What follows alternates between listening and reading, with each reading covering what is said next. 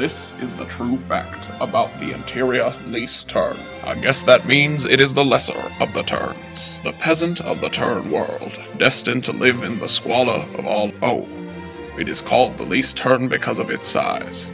The least tern belongs to genus Sternola, or better known to those who speak English, the little white tern. These tiny guys are the smallest of the North American gulls and terns. They are about 8 to 10 inches long and have a 20-inch wingspan. To catch their prey, the least tern hovers over the water till it spots something. Then it dives and catches it. Death from above. The lifespan of the least tern usually is 15 years. The least tern usually reaches its breeding grounds in late April. After this, courtship begins. This includes something called the fish flight. Looks like we've got some flux flying fish here. It turns out that this is actually an aerial display that ends with a fish being transferred between two birds involved. That makes more sense for this video. After mate selection occurs, nests are constructed, usually on sand or gravel substrates. Clutches consist of between 2 to 3 eggs. Imagine when you wanted to give birth to a child, you sat in the dirt and dug yourself a hole. That is how the least terns do. To protect their young, the least tern dive bombs the attacker with what you may ask, their own faces.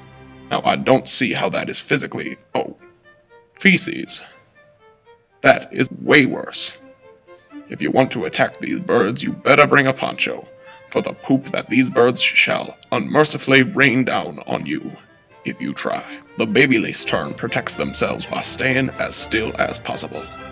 Apparently, the baby least tern is hunted by the rare and majestic T-Rex. Not a smart move, little buddy. Not a smart move. The hatchlings are able to fly about 4 weeks after hatching, and most least terns have left their nesting areas by late August. The call of the least tern is often described as either a high-pitched kit, or maybe a zeep, or even a zreep. Unfortunately, the least tern is an endangered species. That means there are not many of these little guys left. Because least terns' nests are exposed, sandy parts of the river, they are dependent on these habitats for their survival. Due to changes in the river, these sandy substrates are disappearing. Who is responsible for this? Well, it's us.